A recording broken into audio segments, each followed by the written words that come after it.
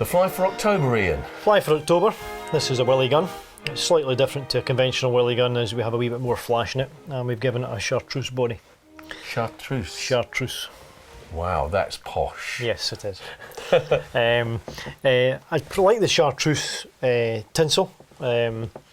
It's quite a nice colour. I think it's a little bit brighter than the gold, quite flashy.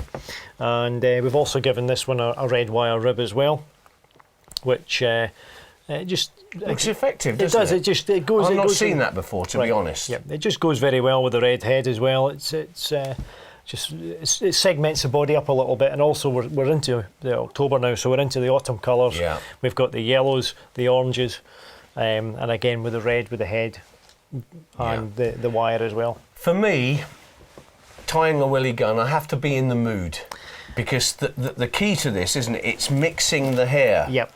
I mean, you take some yellow.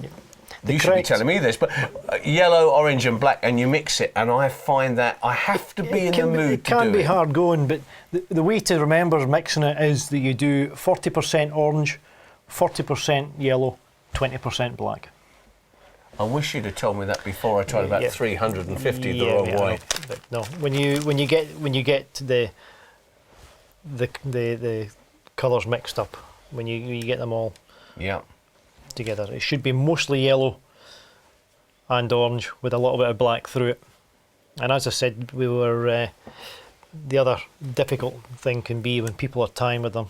They would tie on like that. Now you've got all sorts going on there. You've got different lengths of hair. My answer to that is to keep going and going. And he sums up, you take 10 minutes to get it at the same length, couldn't it? Well, the best thing to do is just try and get all the hair kind of lined up.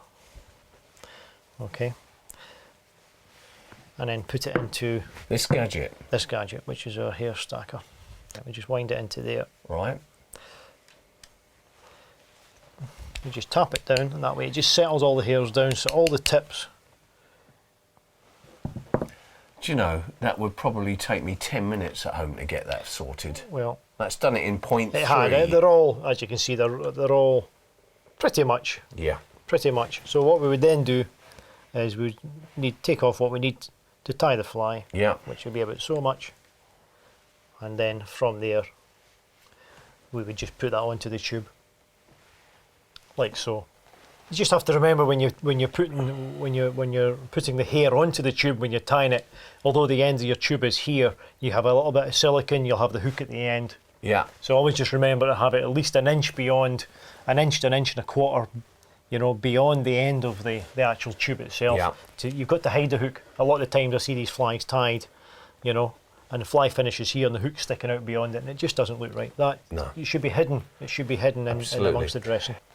Again, I've tied this on an inch and a half copper tube. Yeah. For that reason, you'll be fishing on an intermediate or maybe even a wet cell 2 of the colour of the water. Overall length about 3 inches. About 3 inches. About overall, 3 inches. Yeah. 3 inches overall. The only different addition I've put into this is we have some strands of just a standard pearl mirror crystal flash. I've also got this material again, which comes from Sweden. It's an angel hair, but it is mixed up. It's a mixture of, as you can see, copper, chartreuse, which again goes with the body a little bit, and there's some dark greens in there as well. To me, this will show up even in low light conditions. It will show up in itself. Yes. But if you've got sun on it, it will show up again because the sun will accentuate it. Yeah. It's a really good fly, and really the Willie Gun for me is the autumn fly. It is. It's a great spring fly as well, but the autumn, really October time, it's a lot of fish caught in a Willie Gun. When it comes into its own. And the other thing I notice is redhead. Now, is that very Scottish, redheads? I don't know if it's a Scottish thing or not, but it's an autumn fly. Again, we're onto a naming point. We're at the front end of the fly, jungle cockeyes as well. The varnish we're using for that is actually, it's a hardhead, red hardhead. It's a water-based varnish, but it's a lovely colour. It's a blood red. The downside to that is it needs a coat of clear varnish over it just to harden it off. Otherwise it chips. It does chip. It's water based, so it almost like it doesn't dilute in water, but it's susceptible to damage. It's quite an easy thing to damage. With a clear varnish on it, it just hardens it up. What I particularly like about these tube flies is basically Sailor also do hooks, don't they? Silver, gold and black. Yeah. And so you can shorten the fly to a certain extent by using a black hook. That's correct. You can accentuate the gold by using a gold hook, or in this case we've got a silver, which gives a contrast. Yeah, exactly. Yeah, I mean the Willie Gun, it's world famous. World famous. Yep. And I'll be honest with you, there's a story behind this, because a lot of people say this fly was invented by a gilly called Willie Gun. It wasn't. I fished Brora, and I went up for lunch up into the town one day, and I parked in the car park just by the cake shop and where they do ice cream, etc. And there's a tablet to a Mr. Willie Gun. So I researched it, and in fact this fly was invented by a Flight Lieutenant Dusty Miller, who worked at RAF Kinloss. He was an avid fisher, and he tied 25 flies, which he then sent, different patterns, he then sent them to the tackle shop in Brora. And I think it was a Mr. Wilson. Mr. Wilson. Their relation somewhere. Relation somewhere. He had the tackle shop, just like you work in this one. And he had the flies there one morning, and in walked local angler Willie Gun, who said, I tell you what, that's the one I'd use. And Mr. Wilson said to him, Willie, have the fly, fish it, and we'll call it the Willie Gun. Now what a story.